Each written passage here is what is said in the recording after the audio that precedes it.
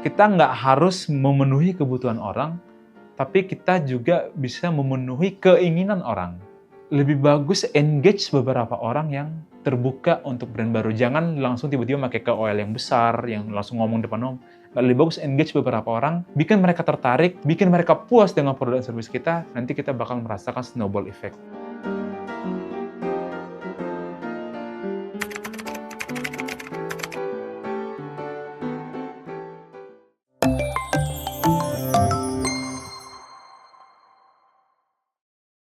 Salah satu challenge jualan parfum online ini adalah to get people get the idea of the scent gitu. Beda kalau jualan baju kan kelihatan, dari gambarnya udah kelihatan bagaimana gitu kan. Nah, paling kalau jualan baju paling tambahin bahannya apa, cotton atau apa segala macam, sama printingnya pakai printing apa. That's it. Habis itu mereka udah ngeliat gambarnya segala macam. Kalau parfum, mereka bisa lihat desainnya tapi nggak bisa lihat wangiannya kan. Wangi itu harus dicium. Sebenarnya ada metode komunikasi wewangian, yaitu dengan menceritakan apa top notes-nya, apa middle notes-nya, apa bottom notes-nya. Dan atau mungkin yang lebih simple kayak ngasih tahu ini wanginya fresh manis. Nah, ada cara komunikasi kayak gitu. Cuma masalahnya nggak semua orang memahami itu. Nah, kita tahu itu challenge-nya itu di awal. Jadi yang kita lakukan adalah kita cari komunitas atau orang-orang yang udah tergolong fragrance enthusiast. Jadi kita cari mereka di Twitter sama di Facebook, kita engage mereka. Nah, kalau ke orang-orang ini, kita jelaskan wanginya fresh manis itu udah paham. Bahkan beberapa kita jelaskan top notes-nya, middle notes-nya, bottom notes-nya, mereka udah paham. Nah, dan orang-orang yang fragrance enthusiast ini juga biasanya tuh lebih willing untuk to take risk untuk mencoba sesuatu yang baru. Gitu kan. Kita engage mereka, kita bawa cerita kita kasih tahu misi kita kasih tahu juga produk kita gambarkan sebisa kita. Beberapa dari mereka bakal tertarik dan mereka beli. Nah, challenge-nya adalah gimana make sure ketika mereka pakai barang kita, mereka tuh bakal suka. Karena kalau mereka nggak suka, kesempatan kita berakhir. Tapi kalau mereka suka, mereka bakal memberitakan ini ke orang-orang sekitar mereka atau bahkan ke followers mereka. Dan behavior orang lain adalah ketika si A berteman dengan si B, terus berinteraksi dengan brand X. Nah, antara si A dan si B mungkin ada yang antusias. Si A misalnya si antusias, si B orang biasa. Si A itu bakal mau mendengarkan brand X dan mencoba produk dari X. Si B itu nggak bakal peduli dengan brand X, karena brand X itu bukan brand yang dia ketahui. Gitu kan. Nah, cara meyakinkan si B adalah ketika si A udah ngomong kalau brand X bagus, si B bakal lebih terbuka dengan brand X itu. Nah, akhirnya skema itu yang kita lakukan. Jadi ketika antusias ini mulai bercerita tentang kita, mereka senang dengan produk kita, orang-orang di sekitar mereka tuh bakal mau mendengarkan dan bakal mau mencoba produk kita. Nah, teman-temannya di sekitar si antusias ini, ketika mereka mencoba produknya dan bagus, mereka juga bakal menceritakan, orang-orang sekitar mereka juga bakal, jadi kayak snowballing effect jadinya gitu. Jadi itu strategi kita. Jadi kita nggak melakukan kayak tiba-tiba ngomong depan umum, habis itu bikin KOL yang banyak-banyak, karena kebanyakan manusia nggak bakal peduli sama kita saat itu. Yang peduli sama kita cuma orang-orang yang suka hal-hal baru, yang udah termasuk antusias. Jadi lebih bagus kita fokus ngobrol ke mereka, walaupun mereka sedikit, kita fokus ngobrol ke mereka coba produk kita, nanti dari situ bakal ada snowball effect. Dan itu menurut gue suatu strategi bisnis yang proven bisa dicoba banyak orang. Jadi kalau punya produk spesifik A misalnya, jangan langsung beritakan ke semua orang, beritakan ke kira-kira orang yang bakal antusias ke produk lo gitu. Jadi dicari aja, nggak usah berharap banyak, dikit pun tapi punya kualitas yang tinggi dan mereka mau coba, mau dengerin, itu sangat-sangat berharga. Nanti bakal ada snowball effect-nya kalau produk kita memang bagus. Gitu.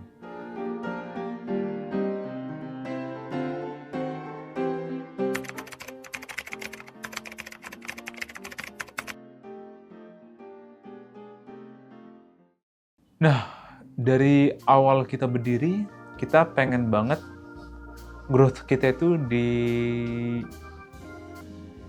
dibayar dengan skema bootstrapping. Jadi kita nggak mendatangkan investor, kita nggak minjam duit dari bank.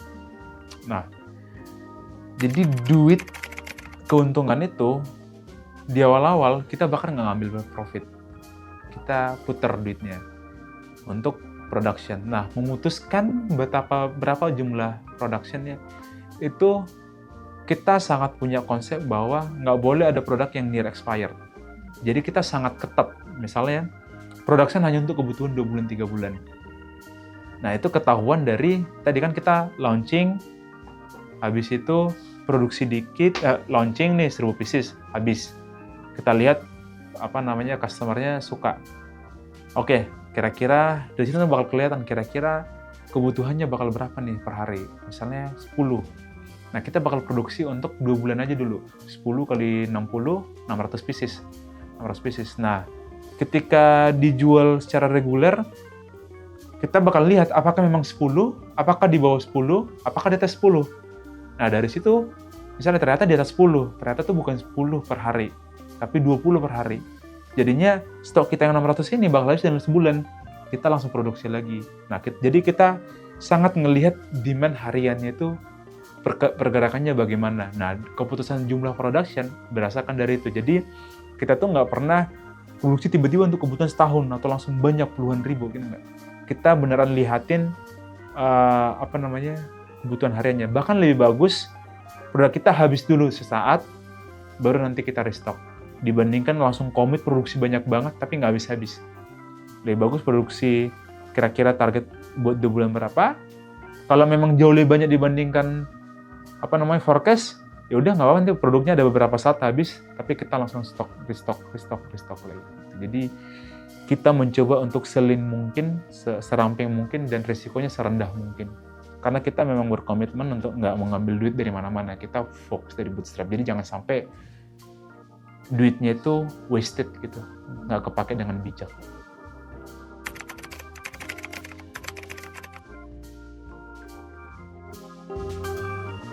Setelah dapatin trust dari customers, akhirnya kita bisa move beyond previous product. Jadi sebelumnya tuh kita create produk tuh yang disukai market gitu. Tapi ketika kita dapatin trustnya market, kita akhirnya ada di posisi untuk mengedukasi market.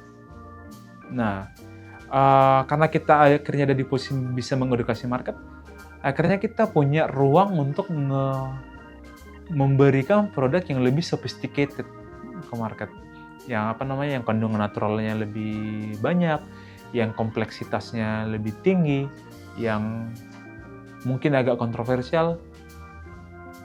Kalau orang Indonesia itu sangat suka wangi yang ngejreng gitu kan, yang bisa tahan lama, tebal, kecium di mana-mana gitu. Tapi ketika kita udah mulai menjadi fragrance enthusiast, kita bakal mulai mengapresiasi wangi-wangi yang subtle. Wangi-wangi itu yang kompleks tapi nggak ngejreng, yang if you know, you know. Gitu kan. Nah, akhirnya karena kita dapat trust dari market, kita akhirnya bisa mengedukasi market untuk mengeksplorasi wangi-wangi yang nggak biasa. Karena orang Indonesia kalau ditanya wanginya yang disuka apa, ya vanilla, mawar, gitu kan, green apple. Tapi misalnya kayak kita ada produk ini nih, ini rediffuser sih. Tapi ini adalah wanginya yang kita angkat konsepnya adalah wangi ketika kita berjalan di hutan dan baru selesai hujan. Wangi petrichor. Nah, kita edukasi ke market tentang ada loh konsep wangi seperti ini, dan kita keluarkan dan mereka suka gitu. Jadi sekarang kita ada di posisi yang bisa mengedukasi market untuk mengeksplor wangi-wangi yang nggak umum, dan kita keluarkan produk yang kira-kira bakal mereka suka tentang konsep wangi itu. Jadi sekarang kita ada di posisi yang bisa lah untuk mengedukasi dan mengarahkan market ke sesuatu yang lebih kompleks, yang lebih tinggi lah secara strata. Strategi sih kita masih mirip-mirip kayak zaman dulu. Kita berangkat dari story, kita engage mereka dengan story dan visual dan narasi yang menarik. Habis itu kita jual secara terbatas untuk mengetahui ininya market. Yang berbeda mungkin sekarang lebih ke arah educational dibandingkan dulu tuh lebih ke arah menggembar-gemborkan wangi yang udah suka, yang disukai market. Sekarang kita udah lebih ke kontennya lebih ke arah educate market dan elevate market taste gitu. Itu aja sih, tapi eksekusinya masih mirip lah sama yang dulu. Skalanya lebih besar. Skalanya juga lebih besar aja. Iya, akhirnya kita coba live shop, karena dengan live shop orang-orang bisa mendengarkan langsung juga. Walaupun mereka belum bisa tes langsung ya, tapi minimal mereka bisa mendengarkan langsung orang ngomong tanpa cuma baca captions doang atau nonton video. Dengan live shop mereka bahkan bisa berinteraksi, nanya-nanya lebih dalam gitu kan. The brand should always be more knowledgeable than the customers. Jadi brandnya itu harus lebih banyak pengetahuannya dibandingkan customers. Karena otherwise, karena suka gini, dengarkanlah customer, ikuti kata customer gitu kan. Kita nggak terlalu believe sama pernyataan itu, karena gue sangat ingat pernyataan Henry Ford. If I ask the market what would they want, they will ask for faster horse. Kalau aku nanya market apa yang mereka mau, mereka bakal minta kuda yang lebih cepat saat itu. Jadi kalau dia cuma ngikuti kata customer, mobil tuh nggak bakal ada. Nah, tapi Henry Ford knew more than the market saat itu. Dia punya visi dan dia merasa instead of faster horse, manusia bakal lebih bermanfaat, bakal lebih diberikan manfaat lebih banyak dengan adanya mobil gitu. Dan itu juga yang kita pegang. Maksudnya, kita dengarkan customers, tapi kita nggak cuma ngikuti kata customers. Jadi, yang kita lakukan adalah we educate ourselves, kita dapatin banyak ilmu dari buku, dari vendor-vendor, dari benchmarking brand-brand di luar. Dari situ kita dapatin banyak ilmu lah dan banyak konsep yang akhirnya bakal kita pilih mana yang bakal cocok kita bawa ke Indonesia. Jadinya sekarang skemanya adalah kita belajar banyak di belakang, kita pahami customer kita, habis itu kita lihat konsep-konsep baru yang kira-kira bakal cocok di Indonesia, yang mana, ini yang kita bawa. Gitu. Jadi skemanya sekarang kayak gitu. Jadi kita nggak cuma dengerin kata customer doang, kita juga, karena kita pengennya customer juga belajar banyak dari kita gitu kan. Makanya kita banyak belajar dulu di belakang nih, dari berbagai sumber dan referensi yang ada.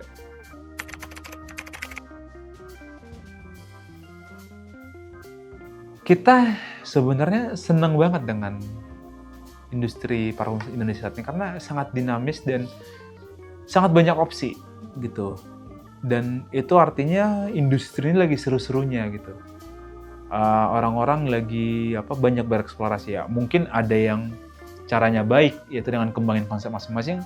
Ada juga caranya yang lebih pragmatis, yang kayak contek-contek aja gitu kan. It doesn't matter gitu kan. Yang penting sekarang bukan cuma humans doang yang mengedukate market. Udah banyak brand yang mengedukate market juga, yang mengekspos market terhadap fine fragrance. Jadi kita senang. Ya, tapi challenging juga buat kita gimana caranya supaya kita tetap top of mind gitu kan. Nah, kita siapin beberapa strategi ya. Yang paling utama dan paling pasti adalah kita harus selalu yang paling inovatif. Karena kalau kita kehilangan inovasi, kita bakal dikejar orang gitu. Suatu saat bakal muncul brand yang jadi top of mind. Nah, makin banyak orang yang mengikuti Humans, berarti makin clear Humans itu sebagai top of mind, leader the market kan. Jadi we are fine with that. Cuma sekarang gimana kita bisa selalu bisa tetap berinovasi. Kita makin terpacu untuk berinovasi lagi gitu. Karena udah banyak kompetitor, marketnya juga growing. Sekarang challenge-nya adalah how can we stay ahead. Dan kita senang dengan kondisi market sekarang. Kita merasa ter-challenge juga untuk selalu berinovasi, karena kalau enggak kita tetap kalau kita tetap market leader, udah jadi market leader dan kita masih pemain satu-satunya, kita nanti jadi malas juga kan. Sekarang lebih seru lah kondisinya gitu.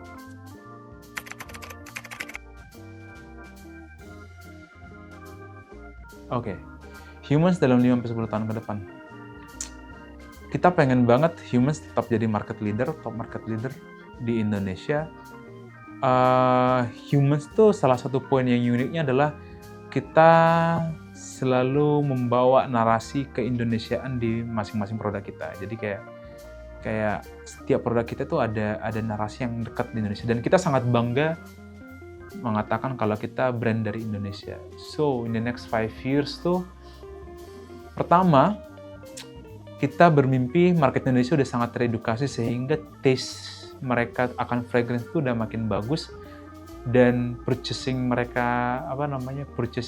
power mereka untuk fragrance itu udah lebih tinggi, dan Humans tetap jadi market leader di sana. Yang kedua, sekarang kan market Indonesia lagi bertumbuh kencang. Ketika market Indonesia bertumbuh dengan kencang, brand-brandnya makin kompetitif, marketnya makin teredukasi, kualitas marketnya makin tinggi,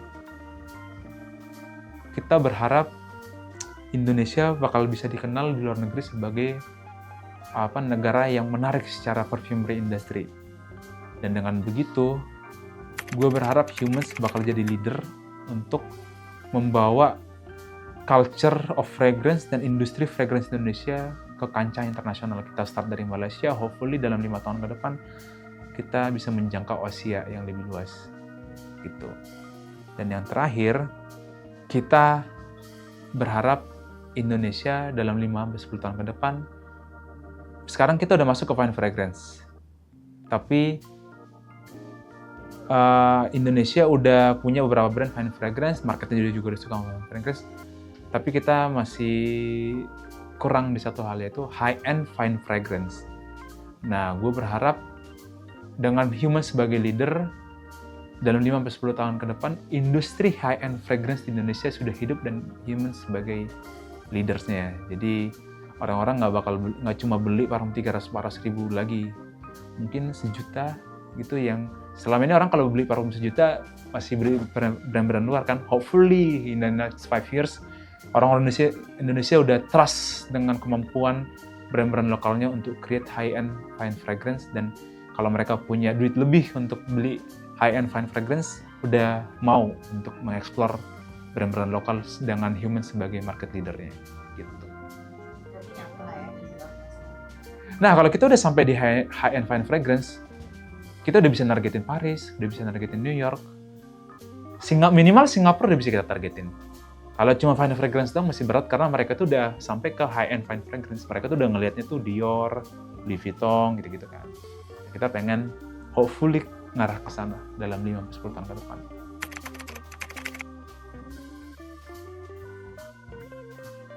Nah, buat teman-teman yang mau bikin bisnis, pertama, mindset berbisnisnya tuh harus clear. Jangan berbisnis, biasanya orang Indonesia berbisnis itu karena pengen jualan, atau hanya karena lagi pengen bikin sesuatu dia mau jual. Gitu. Berbisnis tuh haruslah menyelesaikan masalah haruslah fulfill somebody's needs or somebody's desire.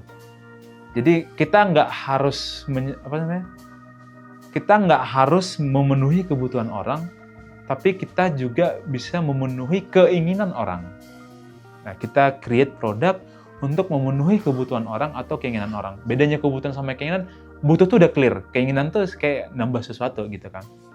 Nah, jadi teman-teman ketika berbisnis tuh harus ngelihat dua aspek ini. Apa yang dibutuhkan atau diinginkan market, sama apa yang bisa kita provide. Habis itu bandingkan dengan kompetitor yang ada, alternatif yang ada, harus punya unique selling proposition dibandingkan yang lain. Nah, ketika udah punya produk yang punya unique selling proposition atau service, dan udah punya target market yang punya needs dan desires yang kita ini,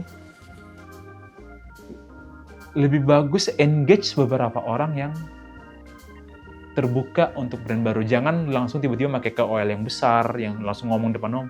Lebih bagus engage beberapa orang, bikin mereka tertarik, bikin mereka puas dengan produk dan service kita, nanti kita bakal merasakan snowball effect. Gitu. Dan itu menurut gue suatu strategi yang bisa direplikasi dan bakal works ke banyak orang, dan itu bakal mengurangi risiko kita over invested. Jadi, kalau gagal ya investasi yang hilangnya sedikit aja ya. Kalau sukses, return of investment-nya bisa sangat tinggi gitu. Jadi Itu tips yang yang gue pengen sampaikan ke semua orang yang pengen berbisnis. Dan selalu, growth dari suatu company bakal sangat dibatasi oleh growth dari founders itu sendiri. Ketika kita sebagai founders nggak bertumbuh, nggak nambah kenalan, nggak nambah ilmu, nggak nambah pengalaman, perusahaan kita juga nggak bakal ikut bertumbuh. Gitu. Jadi selalulah bertumbuh, itu yang paling penting.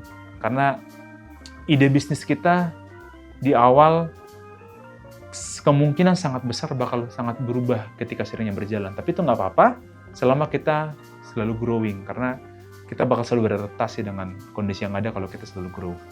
Jadi make sure ketika berbisnis siap untuk selalu dan konsisten dan disiplin untuk grow every day, every single day. Gitu.